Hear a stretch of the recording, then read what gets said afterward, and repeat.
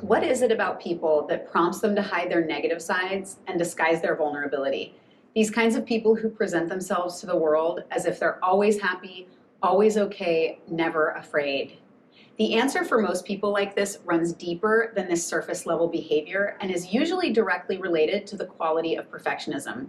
While the word perfect may seem as though it's loaded in the positive direction, we know from psychological research that in fact, high levels of perfectionism in the wrong way is often anything but positive. Highly perfectionistic people can tend to have shallow relationships with others, too afraid to admit their vulnerabilities and their less than perfect sides, and on top of this, unhealthy perfectionism actually leads people to be less successful at achieving their goals. When I was in graduate school, I took a statistical methods class where we had to assess ourselves on self-report inventories, and then we ran the statistics on our answers as a group. The only inventory that I remember is the one that rated people on their level of perfectionism. When I began the inventory, I remember thinking how I really wanted to do well on it, to score highly as a perfectionist. But by the end of this segment of the class, I had a totally different perspective. Before I knew the outcome of my assessment, my professor shared some information about perfectionism that I had actually never heard before, the crux of which was that it is often anything but an adaptive quality.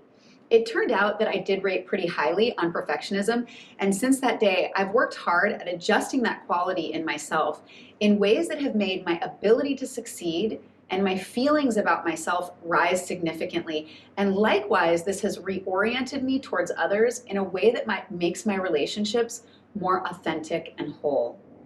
Before I go further, let me be clear that being a perfectionist is not always negative. Perfectionism can be a healthy motivator towards excellence. Think high achievers in any domain, like musicians or athletes or artists. There is a fine line, however, between a healthy perfectionism that causes a person to strive for greatness and the shadow side of perfectionism, which leads one towards more neurotic behavior. And even if a person achieves their goals, leaves that person feeling unsatisfied at best and anxious or depressed, disconnected from others, and thereby unable to function well in life at worst.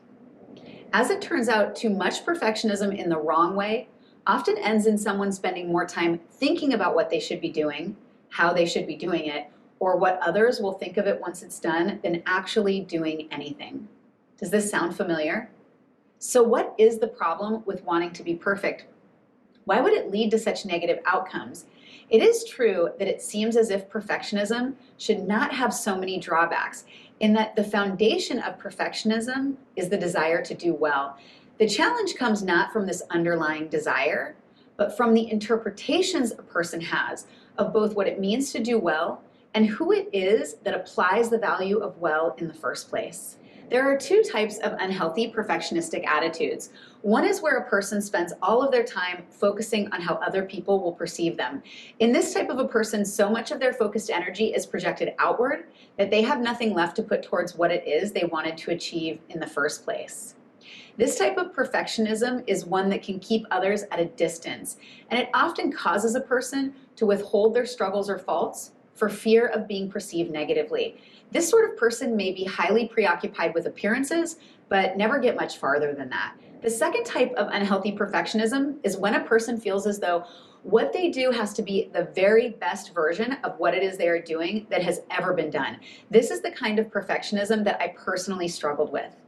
This mindset keeps a person locked in the belief that there is always a better version than the version that they've currently produced. When someone suffers from this sort of unhealthy perfectionism, they often end up never feeling as though the final product is finished. And in that way, they never put out what it is they wanted to complete. We know that unhealthy perfectionism isn't great and that it creates barriers between us and our goals and us and others, but what can we do about it? If you struggle with unhealthy perfectionism, one thing that you can do to overcome this negative quality is to change your approach to how you do things. Healthy perfectionism comes from wise problem-solving abilities. This implies the capacity to see mistakes for what they are, roadmaps to successes. Maybe you don't even know you suffer from perfectionism. Maybe you think it's a fear that's holding you back from achieving your goals. It's highly likely this fear is coming from one of these types of unhealthy perfectionistic qualities that I've mentioned so far in this video. So the first step you need to take if you are someone who has goals and wants to achieve them but is failing is to ask yourself, what about your approach could be off? And when you ask yourself this question, you need to include in your assessment your mindset as a part of your approach. In order to achieve our goals in life, we have to be willing to be wrong, to fail, to not have all the answers. In doing so, we make space to find solutions where otherwise roadblocks exist. By overcoming our tendency towards unhealthy perfectionism and admitting that our mindset is often the only thing holding us back from the joyful lives we all wish to be living, we don't just help ourselves. This is also a gift to humanity. When we project the false reality that everything is perfect, fine, wonderful, that we're never unhappy, when we never ask for help or give someone the chance to be there for us, when we project this one-dimensional side of life, we're actually pushing our shadow side from inside of ourselves to the outer world.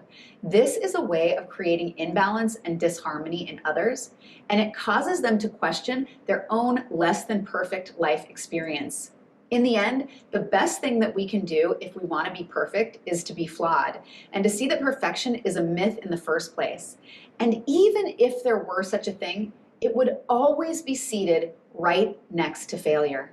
I hope this video was helpful for you in your life. Until next time, live mindfully, be well. If you are watching this video and you're wondering about the concept of a shadow side, join me for my next video where I'll elaborate on this topic more. And now, rather than just click through to the next video, ask yourself if that is really the best use of your time and make a wise decision that leads you closer to the life you wish to live.